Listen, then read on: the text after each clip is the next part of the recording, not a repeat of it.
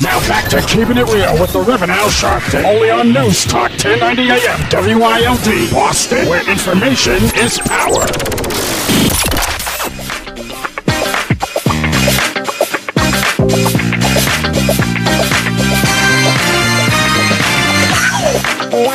Keeping it real. Keeping it real. Keeping it real. I'm your host, Reverend Al Sharpton. We're talking about the News1.com story about black hair salons being threatened by Dominicans. Now, let me say this. Ashton Lattimore of News1.com, the editor, senior editor, is our guest, as she guest hosts with me every Friday. I know some of my cerebral friends are saying, why y'all talking about hair? There's more issues out there, and there are. But let me tell you something. For you elitists, black hair salons and black hair is an issue in our community. It's an economic issue. It's an ownership issue. It's a cultural issue. It's a political issue because it's a meeting place in our community. So it always amazes me how people only think certain levels of discussion is worthy of discussion because they are so ivory tower elitists that they ain't on the ground. A lot of black folk that listen to me around the country is going to go get their hair done tomorrow. This is a real issue. In fact, I guarantee you 99% of the households that are listening, somebody in there, if not more than one, is going to do this. So I just wanted to let my elitist friends know how much I don't care if they don't think we ought to be discussing this. Let's go to Lakia in Boston. Lakia, you're Keeping It Real with Al Sharpton. Hello? I don't hear Lakia. Let's go to AQ in Memphis. AQ? Hey, Doctor. How you doing, Mr. Sharpton? I'm good. How are you? All right. Hello. You know, I would like to start this off with I got a new twist on that hair thing. This is one of my pet peeves. What kind of animal is made of mostly water?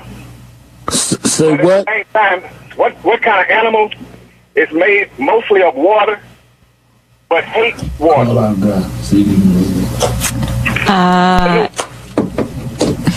I don't know. Yeah. The answer is a black woman with a perm. Oh, you gonna get a lot of calls now, AQ. Yeah, I know, but I'm gonna give him your phone number. I'm gonna make you give me your number. I don't want to get your beat down. Whoa. Well, you know, it goes back to the old adage. I know you've read it a lot of times. Basically, we don't like ourselves, and right now, as long as you've been in the civil rights movement. And I was in the civil rights movement myself at 15 years old, and I'm 58 years old now. And throughout all this history, and I'm putting myself on the line to say, with all the problems that we are having in our communities, not until we black men show our black woman that we are happy and okay with her natural self, until we gain that pride and our women can go and take a dip in a pool or an ocean with her natural beauty, we're going to still suffer in our community as we are. All right. As a part-time aide in the school system here in Memphis. Mm-hmm. And it's a shame here in this generation still, I can hear the young kids still talking, Reverend Al, about the same topics that we had, about good hair and bad hair. And light-skinned, bad, and dark-skinned. I mean, it is amazing to me, AQ, thank you for your call, that kids, I mean, this stuff I thought went out in my generation. I'm talking about 2-3 generations behind me, still have the same kinds of discussions. Thank you for your call. Let's go to Laverne in Raleigh. Laverne.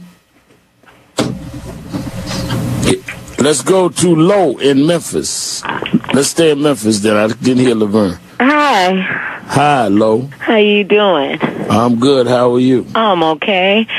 Well, I want to piggyback on what there was a man that said something similar to what the guy said from Memphis. And I just want to say, yeah, if we really, truly wear our hair naturally, what would you really do, mister? You wouldn't even look at us. You have already proven so many times to the black woman that how much you love her, how much you care for her. You won't even give us a look. So it's not that we are ashamed of our hair. We're trying to look good for ourselves. And I don't know. So you think it's driven by men? I think a lot of it is driven by men.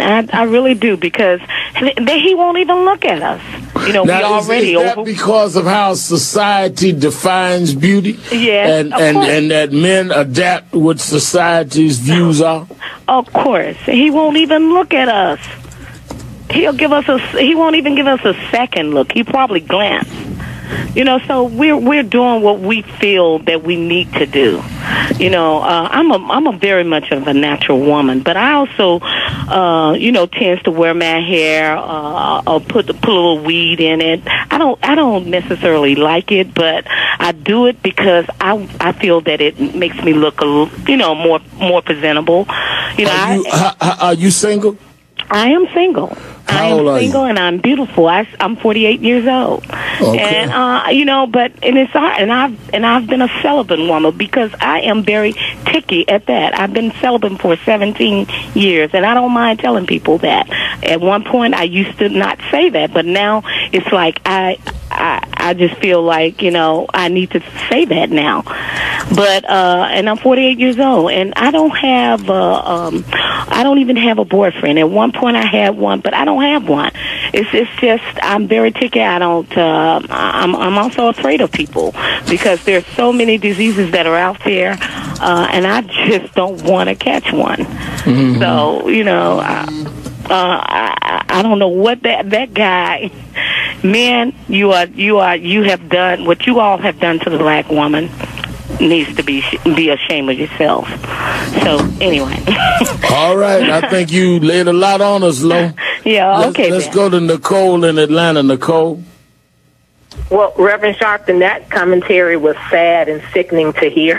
That we are wearing. Well, this is Keeping It Real. Y'all are throwing down today. Go ahead, Nicole. She's been celibate for 17 years doing this to her hair and still ain't got a man, so you might as well wear afro, sister. I don't even understand that conversation that just happened. I hope younger women are not listening to this. If we are wearing our hair because of the men and supposedly they still aren't looking at us, I don't even know where that happens. I'm in Atlanta. I wear my hair natural. I can pull 3 numbers a day, sister. So if you want to hook up with me and I can share some with you, that's fine. Well, we need to look at ourselves and stop blaming on our hair. You've been selling for 17 years. This is rough with the day. Now, wait a minute, Nicole. You say you wear natural in Atlanta. You pull 3 numbers a day. I can pull 3 numbers. And that's in the city with a down low population. She says she get 3 a day, so she willing to share some in Memphis. The whole down low thing. That's another myth. No, let me start another one. It's hot enough as it is. I'm sorry. Go ahead. But I wanted to say, but that right there, somebody need to blog about that, because you say that you've been doing this for 17 years. I don't even know where they do that at Reverend Sharpton. It's more to do than just with your half sister, so I wish you some peace and a psychiatrist.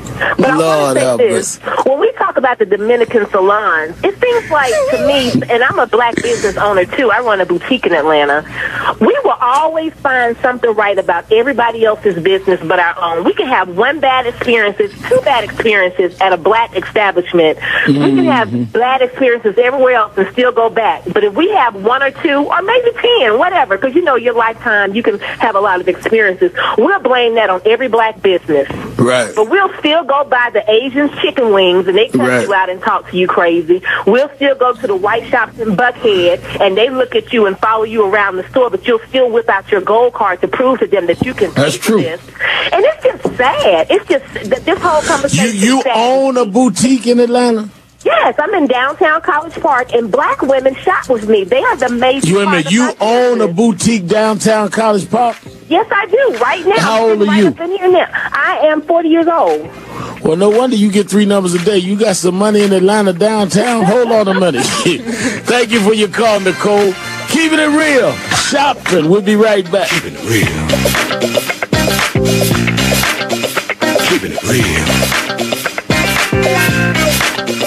Keepin' it real. Stay tuned for Keeping It Real with the Reverend Al Sharpton. Call 1-877-532-5797. 1-877-532-5797. And stay with News Talk 1090 AM, WILD, Boston. This is Travis Best. I want to thank you, Boston, personally, for being loyal listeners like yourselves that are still waking up to the Tom Joyner Morning Show. 1090 WILD AM. That's the people station, baby. It's the Tom Joyner Morning Show. Weekday morning, 6 to 10 a.m. Eastern, only on Classic Soul and R&B, 1090 AM, WILD.